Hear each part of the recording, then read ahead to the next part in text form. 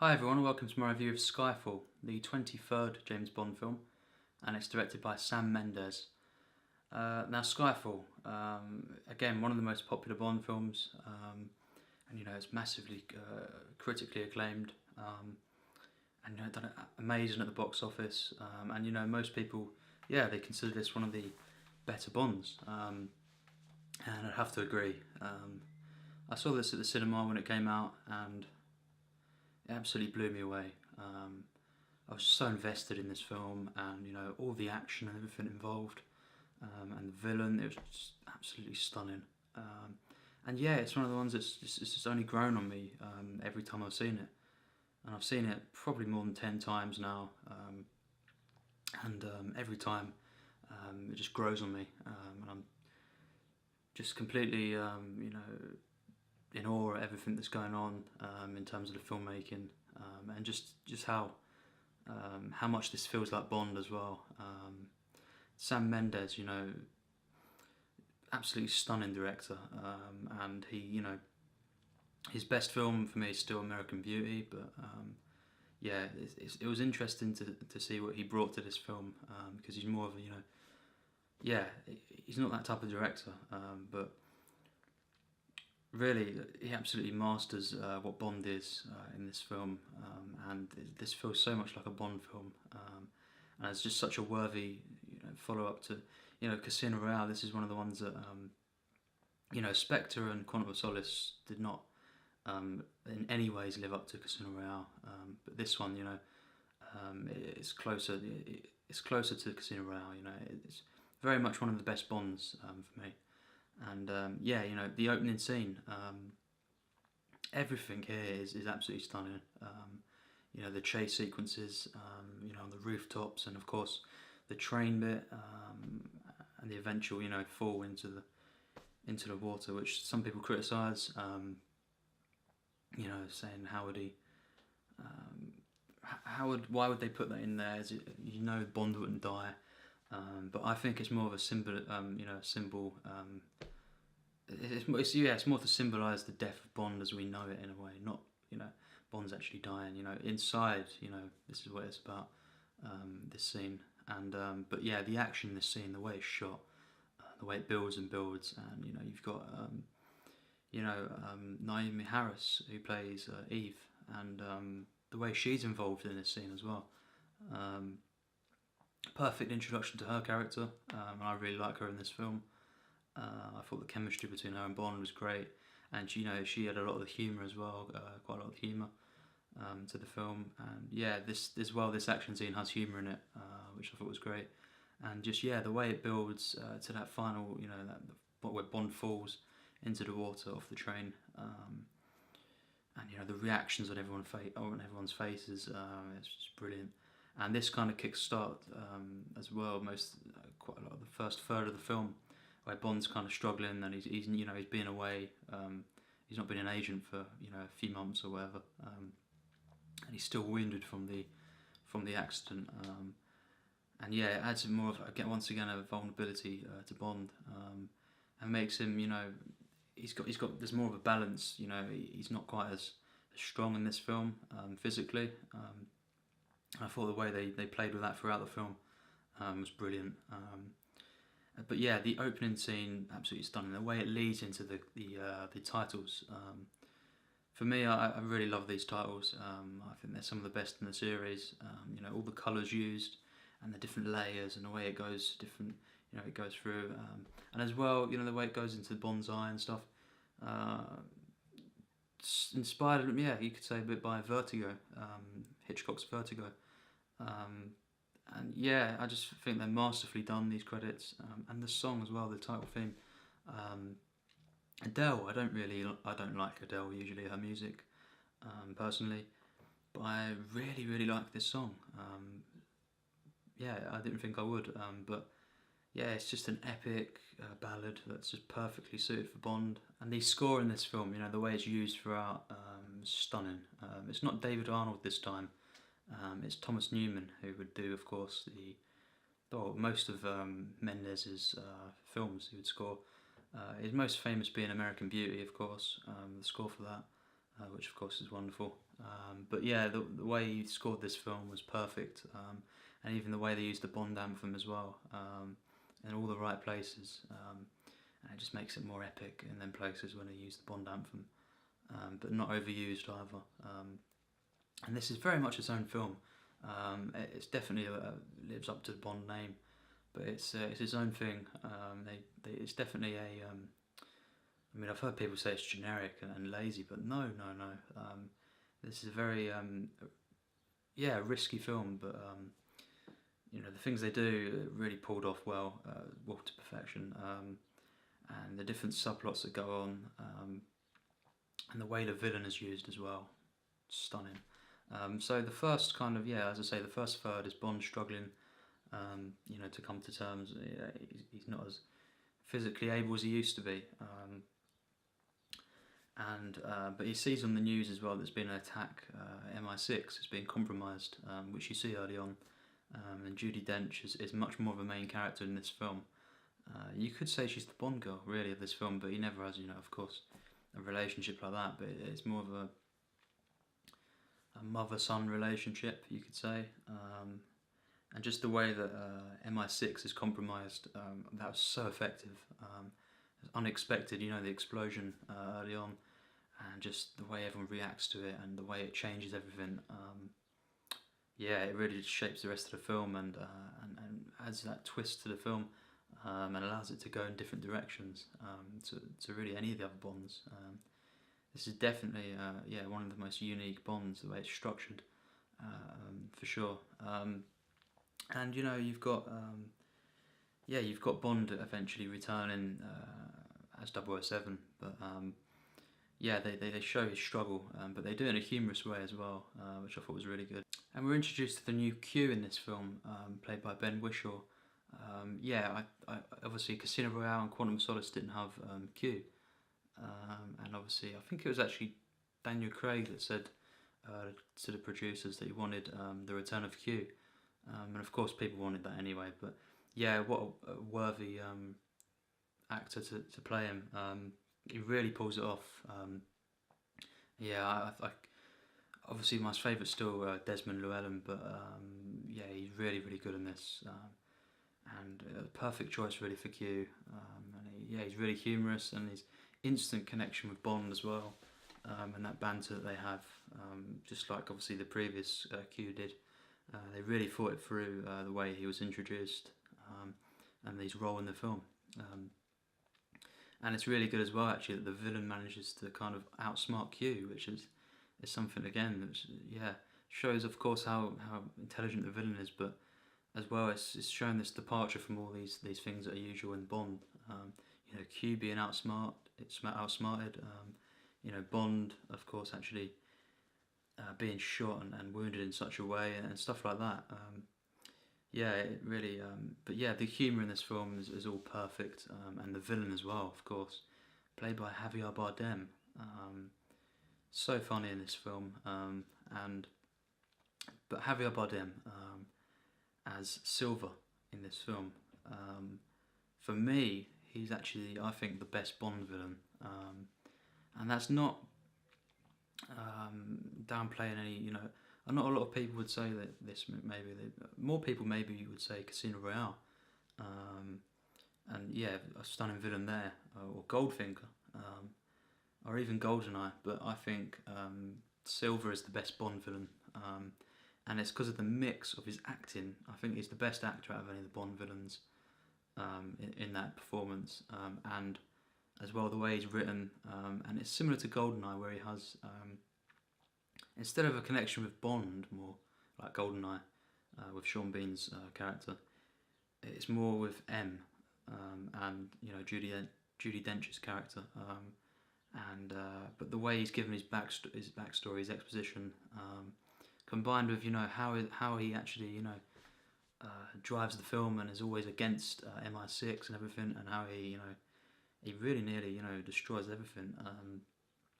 It's just so good. And there's never really been a villain quite on the level where he completely disrupts everything in the film, you know, like that. And the way he's always trying to, you know, he's after different things and that, trying to compromise everything. even when he's not in the film, early on, you feel how he's affected everything. Of course, with the MI6 being compromised early on, but in the centerpiece of the film, when you actually in the middle of the film where you're introduced to him, really couldn't have been done better. The scene where Bond, gets onto the island and Silver slowly walks towards him in the one shot, and slowly you just feel his presence coming closer and closer, masterful. And then, of course, the subtext as well, the kind of humour, the weird humour that goes on there, and his character's so, he's so eccentric in this film, but also you feel really threatened by him, and the way that plays out, he's got a real, dynamics going on between him and Bond, and I thought, that for me, he is the best villain, if you take everything into account, the way he's written, his performance, and the way he actually drives the plot, and he's always against, he's always a dynamic, someone that Bond truly has to go up against, and really not just Bond but everyone in the film. As I say, Silver compromises Q as well. I just think his presence is felt throughout the entire film in every way that, really he is the best villain for me in a Bond, and of one of the best of all time, the best Bond villains. So iconic, and just it's just so masterfully played by Javier Bardem. I think the No Country for Old Men performance is better than this, but it just shows as well how different he can play. Different characters. They're both villains, but very, very different, and both masterful in their own way. But in this film, he's perfect for the villain. Of course, they would, they obviously looked at that film, it rose him, into stardom, and people recognised how good of an actor he was, but, perfect choice for the villain. And every actor in this film is absolutely masterful, and very patient as well. As I say, Silver being introduced in the middle of the film doesn't affect anything, it's still so entertaining in the first almost hour of the film. A little under an hour, where you see Bond in his training exercises, and as well, you see him. He goes after this guy early on, and that's that scene where he's trying to follow that guy, and he's going up the elevator. He's hanging on and stuff like that. Wow, that is tense. And because of Bond's wound and everything, it really adds weight to his struggle. And it's not just Bond, it affects his stealth basically. It's harder for him to do it, and it's more of a struggle, and it's more rewarding for us to see maybe Bond actually go about his business as a spy. And the way them scenes are shot as well, the colours used, the blues, so masterful there, and the shadows and everything. And the way it drives the plot, the way that it leads on to another thing. And then, the narrative momentum is always constantly going. One scene leads to the next, but it always is part of the narrative. It's never any pointless scenes or scenes that stand on their own, really. Constantly driving the narrative, and as well developing the characters. And then we're introduced to, one of the Bond girls of the film, Severin, and she only has a brief appearance, but she's really memorable as well, and you feel for her.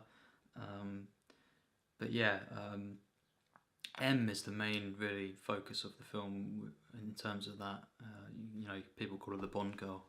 M is the main focus there really, but as well, Severin is a really good character, and as well, then that leads on to, of course, Javier Bardem's introduction, and I just think the way that it all progresses is masterful,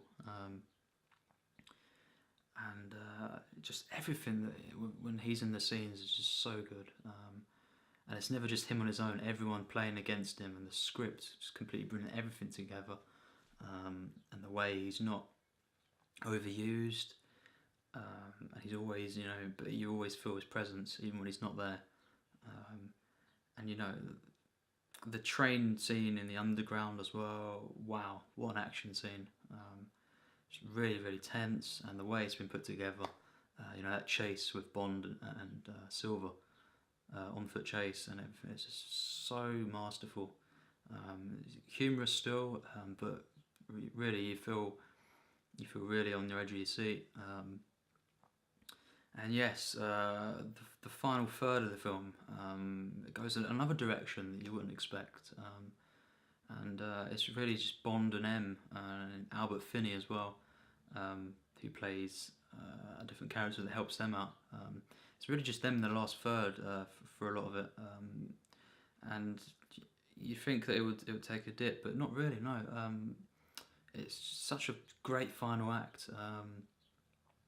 It's just masterfully shot, and the action there is just great. Some people criticise the way the final act plays out, but I think it's an absolutely masterful final act, and the most emotional part of the film as well. Very emotional film, this one, and of course if you've not seen it I won't ruin it, but what happens in the final act of the film and the way that plays out, stunning. But yeah, some other things that this film does, more than really any of the Bonds, or the way it's unique as well, is what it does with M, and the villain as well. The way that it's about dealing with your how the past haunts you, and essentially Javier Bardem's character is really that. He's a personification of that, and it's done in such a stunning way. And because M's always this character who doesn't care really about. Really, she's quite rough, and she doesn't really care about a lot of the agents. Really, you could say Bond is the one that she cares about the most. But it's about the repercussions of that and the way that your past haunts you, and it can affect you, and that's what Silver really is. He's an embodiment of that message, that theme, and the way that plays out, the way that it's the exposition, and that's gradually built up, and you find out what goes on there and why his motivations. It's absolutely masterful, really unseen in Bond in this way, and yeah, I think that really, really was done as well as it could have been. It added so much to M, and allowed the villain to develop even more because of that, because of how big of a character M was and M is, throughout Bond. And yeah, this is the film that advances her character more than any of them, and makes you care about, that the dynamics between Bond, her, and some of the other agents as well. But yeah, the way that brings out the villain, and the villain affects her and Bond at the same time, is absolutely masterful. And yeah, every act, as I say, is builds and builds, constant narrative momentum, and masterfully shot. The colours used throughout the film, the reds in particular, oranges, and the blues, the contrast between that. Wow, really stunning. Cinematography, Roger Deakins, obviously Sam Mendes worked with him on this film, and well, no, he worked on No Country for Old Men as well. But yeah, the cinematography here is absolutely stunning, and true vision coming through of the director as well. That I didn't feel with Quantum of Solace. Such a visionary film, and one of the best action films again, like the best of Bond. And again, one of my favourite films. When Bond's at its best, it's absolutely stunning, and Skyfall for me is an absolute masterpiece, in every sense, and such a human, layered, artistic action film. One really is a unique Bond film while also feeling like Bond at the same time, and the little nods it does to things, like with Goldfinger, you know what I mean when you see it, and stuff like that, and the way it develops the characters that have been in the series for so long. It's such a good film, and again, it's just like Casino Royale really grown on me even more than I loved it the first time I saw it, and it's just grown and grown on me. And there's a film that it's jumped up even more in my estimation of Bond. You know, it's one of my absolute favourites. And while I don't think personally it's as good as Casino Royale, the fact that these two films, you know, both Daniel Craig's, just both are some of the best Bonds for sure, some of the absolute best. And so it's a shame that, again, as I've said before in my reviews of Bond, there's not a consistency anymore. Because Casino Royale was followed by Quantum of Solace, and this was then followed by Spectre, which I'll get to in my next review. But it's just up and down. I think Bond really overall now, and it has been since the days. Well, there was a little peak of consistency, as I said, between License to Kill and then ending with Die Another Day. But really, since the Connery era and the '60s Bonds, really, there's not a consistency anymore. And I really hope that Bond 25 delivers. Maybe the pattern at least will give us that a good Bond again. But I really want them to carry on with thinking about films like this, Skyfall, Casino Royale, and the standards that they set, and also not being afraid to be risky and do different things that, you know, play around with the formula. Some say it's this generic action film, the way it's structured, but no way, definitely not. And it's such a human, film, and the way it has such deep characters and everything like that. Truly one of the best action films, among the best of all time. Certainly one of the best of this century, and more so, you know, 2010s, definitely. I'll give this film 100% plus, tier 2. That is a very high rating from me. It's currently, it is in my top 100 films, this film, and I absolutely love it. It's such an enjoyable film, but also, you know, a very moving one.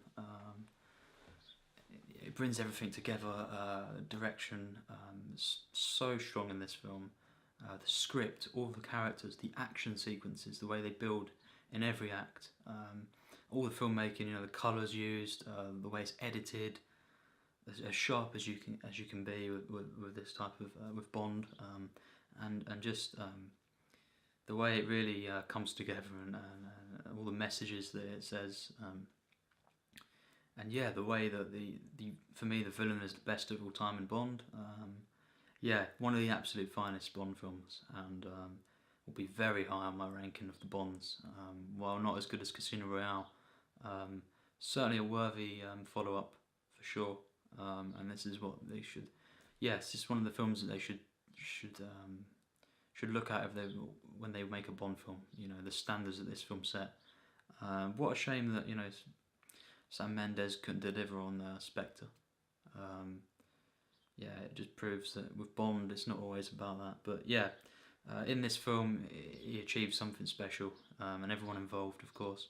Performances, the writing, everything, the editing, really perfection. And yes, Skyfall, 100% plus, tier 2, masterpiece. One of the best Bonds, among the best action films of all time for me. So thanks for watching my review, and next up is Spectre, the 2015 Sam Mendes film, which I'm not too. We'll get to that, but I wasn't too impressed with that. But I'm basically more interested in where it's going to go now, the franchise, after that film, as opposed to actually that film itself, my enjoyment for that film. But yes, we'll get to that next. Probably be in a few days. So thanks for watching.